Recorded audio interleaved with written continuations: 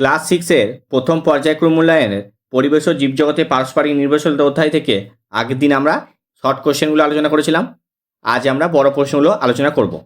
Short কোশ্চেনের link ডেসক্রিপশনে দেওয়া থাকবে, তোমরা চাইলে দেখতে পারো। প্রথম প্রশ্ন হচ্ছে, রজন কোন গাছ থেকে পাওয়া যায় এবং এর কাজ কি? দেখে নাও উত্তরটা।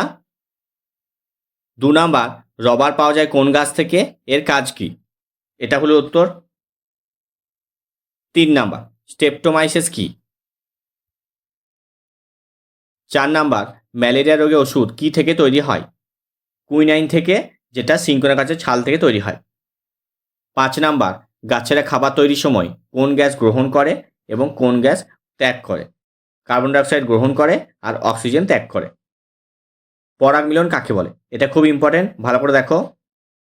7 নাম্বার, বাদুড় কিভাবে উদ্ভিদের বংশ বিস্তারে সাহায্য করে? দেখে নাও উত্তরটা। বনবিড়াল ও শিয়াল কিভাবে ফল ও বীজের বংশ বিস্তারে সাহায্য করে? উত্তরটা দেখে নাও। 9 নাম্বার, ধান খেতে অ্যাজোলা চাষ করা হয় কেন? এটা খুব গুরুত্বপূর্ণ প্রশ্ন, উত্তর দেখে নাও। মিথ্যজীবিতা কাকে বলে? হানিডিউ কি? এটাও 1 নম্বরের জন্য খুব গুরুত্বপূর্ণ। সাগর কুসুম ও ক্লাউন মাছ কিভাবে একে অপরকে সাহায্য করে? সাগর কুসুম ও সন্ন্যাসী কাঁকড়া কিভাবে একে অপরকে সাহায্য করে?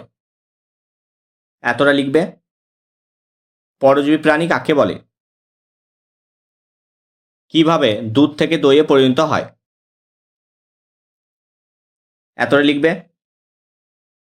16 নাম্বার, প্রাণীরা কিভাবে গাছেদের উপর নির্ভর করে?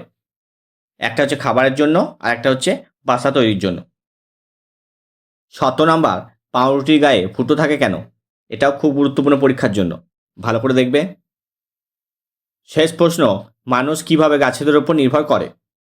খাবারের জন্য, ঘরবাড়ি ও আসবাব তৈরিতে, জামা কাপড় তৈরিতে আর অন্যান্য জিনিসের জন্য।